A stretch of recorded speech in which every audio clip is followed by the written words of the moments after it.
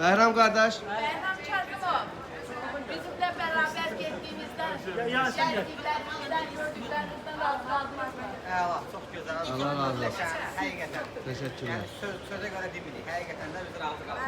Teşekkürler. Durdane Ağayeva.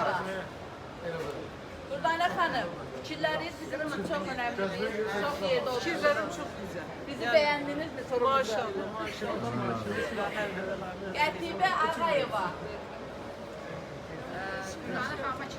Qətibə xanım, fikirlərlə yaxşı yerlər söyləmişsiniz. Çok sağ olun. Allah köməyiniz olsun. Allah razı olsun. Sağ olun. Sağ olun. Sağ olun. Hoş gün. Daha güzel. Sağ olun, təkrar görüşmək nəsibdir. Kumar Qafarova. Kumar xanım, necə keçdi bir həftəniz? Mənim fikrim odur ki, bağışlayın biz xəstələnmişəm. Biz artıq isti ölkəyə, Özbəkistanın isti ölkəsinə getməmişdən qabaq, biz burada bu isti münasibəti gördük siz tərəfdən. Allah razı olsun, çox sağ olun. Fazil Rüstəmov. Ha, tamam ver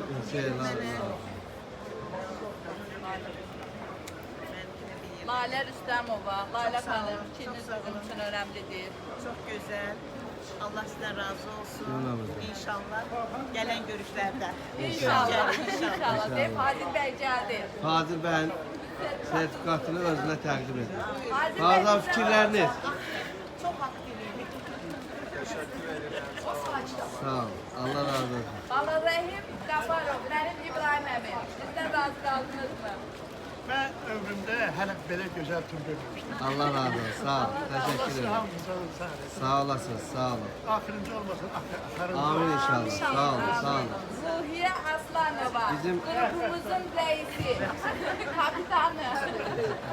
Çox sağ olun. İcra turuna təşəkkür edirəm. İcra turuna ikinci səfərimizdir. Axırıncı yox, axırıncı olsun. Amin. Allah razı olsun. Çox gözəl səfərimiz oldu. Axırda şəfarəmiz də verdik gəldik. Bəli. Allah qəbul eləsin. Allah kabul etsin. Alidə Aslanova. Turun kəfarəsi verəcək. Çok sağ olun. Ben de şad oldum sizinle bir hafta bir yerde olmama. Allah canınızı sağ Allah olsun. razı olsun. Turlarınız daha çok olsun. Amin. Amin. Sağ ol. Bizim turumuzun qəhrəmanı Orxan Əliyev. Orhan kardeş fikriniz inşallah. Biz de güzel, insanlar da güzel. Eyvallah. Allah razı olsun. Sağ olun. Teşekkür ederim. Haşınızı halal edin. Hamınız hakkımızı birbirimize helal edin. Allah razı olsun. Allah Teala tekrar nasip eylesin inşallah.